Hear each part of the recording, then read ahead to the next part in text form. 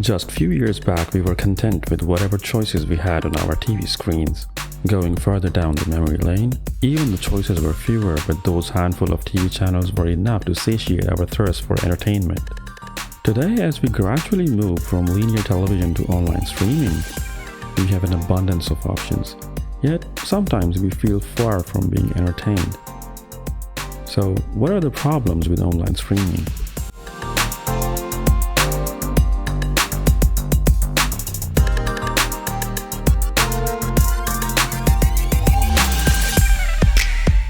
Well, having choices is a nice luxury, but isn't it just becoming burdensome?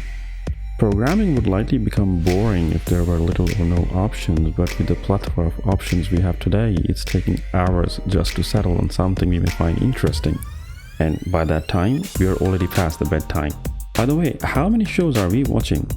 I mean, maybe 3 or 4 at max, yet there are multiple international streaming services like Netflix, Prime Video, Disney Plus, even YouTube for that matter, if we talk about giants.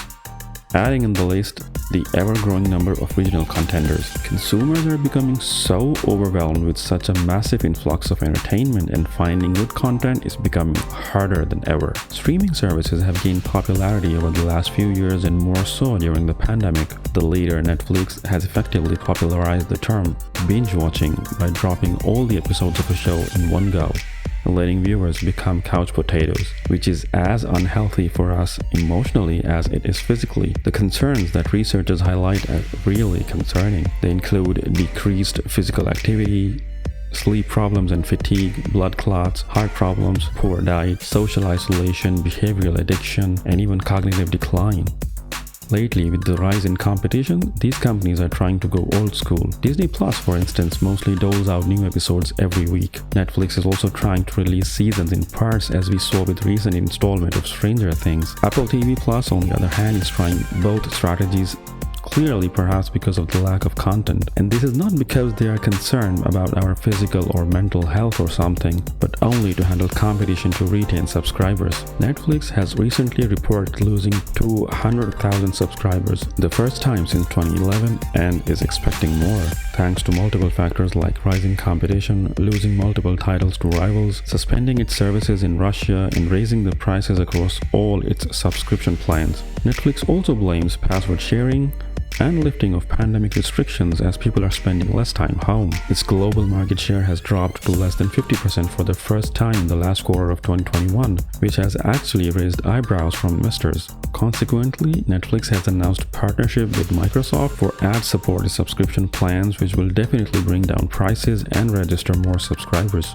According to a recent report, streaming services get a wave of new subscribers when they launch a much-awaited show or a movie, but many of these new customers leave within a few months. To lure in and retain subscribers, programming expenditures are jacked up. The streaming king Netflix, even after losing $40 billion in market capitalization, plans to spend an astonishing $18 billion this year, which is almost the same as 2021. Disney Plus plans to boost its content library with $33 billion, almost double of Netflix's expected spend this year, while Amazon Prime is probably going to dish out $14 billion in content, with the most noteworthy mention of the season 1 of The Lord of the Rings, The Rings of Power, which costs nearly $500 million alone. With this and many more being spent by the other companies, experts opine that this model is unsustainable in the long run, as corporate debts climb along with interest rates. Compounding the problem are diminishing returns with no subscriber stickiness. So the question is it worth it? With inflation at all-time high around the world, are users going to subscribe to multiple services? And if they do, for how long will they keep it? Considering people are already frustrated with decentralized content, can the entertainment industry squeeze itself to fewer options? Let me know in the comments, what do you guys think?